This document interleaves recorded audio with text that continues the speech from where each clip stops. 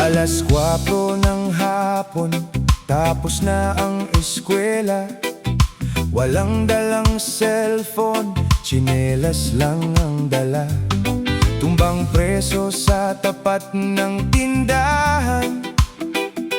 Diyan nagsisimula ang matinding bakbakan. Alae, kay sarap maging batang 90. Kalsada ang palaruan, sagadang saya. Amoy pawis sa talikabok pag-uwi sa tahanan. Simpleng buhay noon, puno ng tawanan. Sausaw, suka, mahuli, taya, sigawan sa kanto.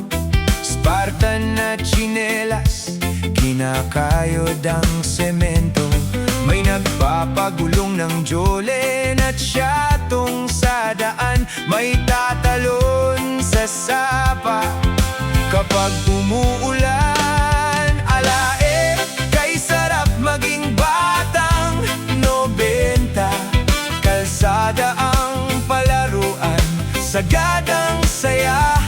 Amoy pawis sa talikabok pag-uwi sa tahanan. Simpleng buhay noon, puno ng tawanan.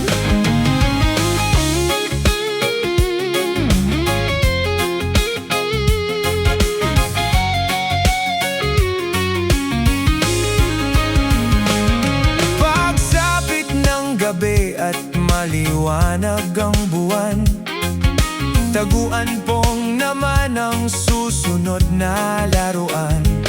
Sa likod ng sagingan o kawayan nag-aabangan, wag lang mahuli ng taya ang iwasan.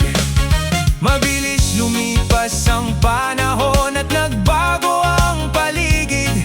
Ang dating kalsadang lupa'y sementado ng tahimik.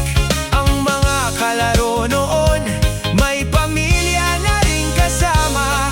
Ngunit ang alaala natin, buhay pa rin hanggang ngayon. Mga larong lansangan, unti-unti mang nawawala.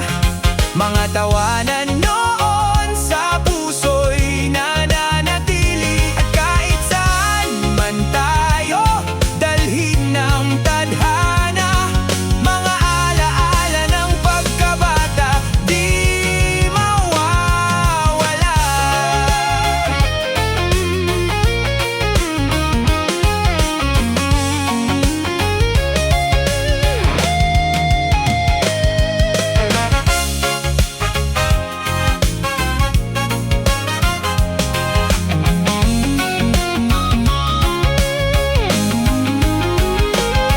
Alae, kay sarap maging batang 90.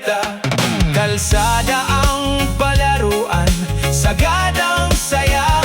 Amoy pawis sa talikabok pag-uwi sa tahanan. Simpleng buhay noon, puno ng tawanan.